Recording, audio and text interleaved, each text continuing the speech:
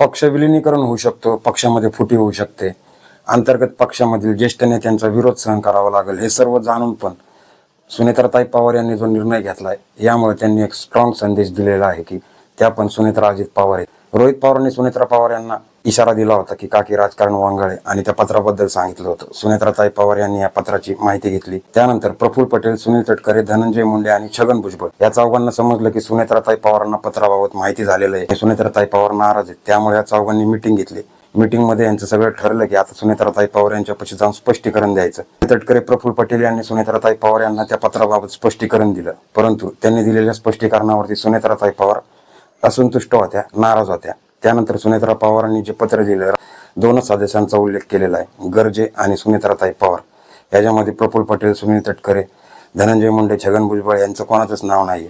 प्रफुल्ल पटेलांनी जे पत्र लिहिलं होतं त्यानंतर त्यांनी राष्ट्रवादी पक्षाच्या घटनेमध्ये बदल केला होता। त्याच्यामध्ये ओबीसी मधील घटना बदल, अल्पसंख्याकांमधील घटनांमध्ये बदल केला होता। या सर्व गोष्टी छगन भुजबळ यांना, धनंजय मुंडे यांना माहिती नव्हत्या का? छगन भुजबळ तर स्वतःला ओबीसीचे नेते प्रमुख म्हणून समजतात, तर त्यांना माहिती नव्हतं का पक्षांतर्गत ओबीसीच्या घटनेमध्ये काही बदल केलेले आहेत का? माहिती असून हे लोक शांत होते। जेव्हा सुनेत्राताई पवार यांचा शपथविधी होता तेव्हा देखील या चौघांना खूप ट्रोल केलं गेलं होतं, टार्गेट केलं होतं, कारण की सुनेत्राताई पवार यांच्या अवतीभोवती हेच चौघजण तेव्हा वावरत होते जेव्हा अजित पवार यांचा मृत्यू झाला होता। आणि शपथविधीला घाई केली म्हणून देखील या चौघांवरती खूप टीकास्त्र झाले होते, लोकांनी टीका केल्या होत्या।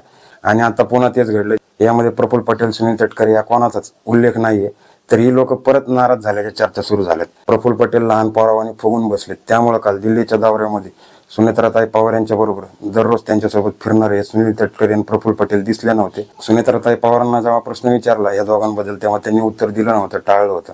परंतु सुनेत्राताई पवार त्यांच्याच पक्षातील एका महिलेपाशी असं बोललेत की बाहेरच्या शत्रूंशी लढणं सोपं आहे, परंतु पक्षांतर्गत जे शत्रू असतात त्यांच्याशी लढणं थोडं अवघड आहे।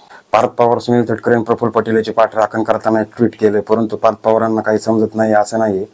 पार्थ पवार देखील या राजकारणामध्ये ऍक्टिव्ह आहेत। त्यांच्या हात दगडाखाली अडकल्यामुळे, पार्थ पवारांच्या पुण्यातील जमीन घोटाळ्यामुळे पार्थ पवार थोडी थंड भूमिका घेत असावेत असं लोकांचं म्हणणं आहे। परंतु सुनेत्राताई पवार यांनी घेतलेला हा निर्णय, या निर्णयाची लोक तारीफ करतात।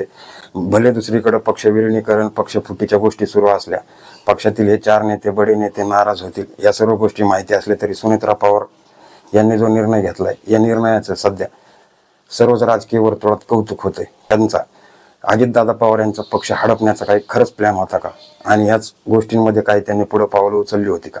तुमच्या भावना कमेंटमध्ये नक्की सांगा मित्रांनो। धन्यवाद।